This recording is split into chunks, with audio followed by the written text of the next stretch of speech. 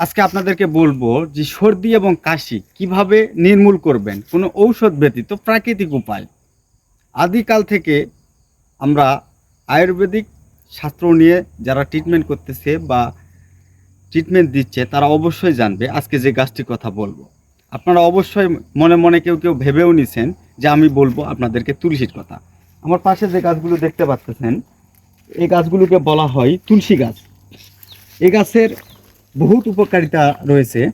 তো আজকে আপনাদেরকে বলবো সর্দি কাশি থেকে নির্মূল লাভ করার জন্য বা সর্দি কাশি সম্পূর্ণরূপে নির্মূল করার জন্য এই গাছের কিছু টিপস বা রেমেডি।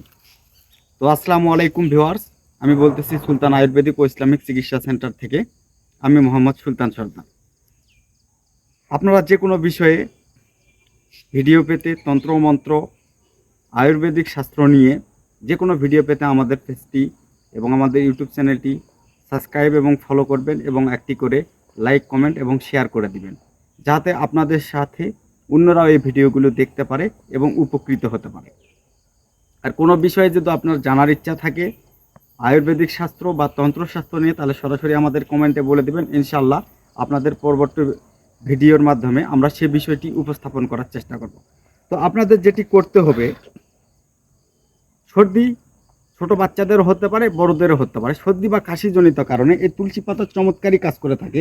তাছাড়াও এটি অ্যান্টিঅক্সিডেন্ট সম্পৃক্ত।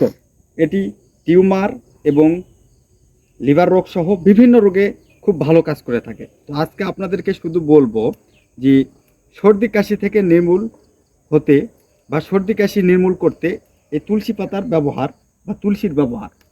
তো আপনারা দেখতে পাচ্ছেন আমি হাতে কিছু পাতা উঠে এনেছি। আপনাদেরকে ফার্স্ট করতে হবে কি, পরিষ্কার কিছু তুলসী পাতা সংগ্রহ করতে হবে। তুলসী পাতা সংগ্রহ করার পর এই তুলসী পাতা আপনারা 2 থেকে 3 ভাবে সেবন করতে পারেন। ফার্স্ট যে স্টেপটি বলবো সেটি হলো তুলসী পাতা আপনারা চা বানায়ে তার মধ্যে মধু সহযোগে সেটি সেবন করতে পারেন, খুব ভালো রেজাল্ট দিবে।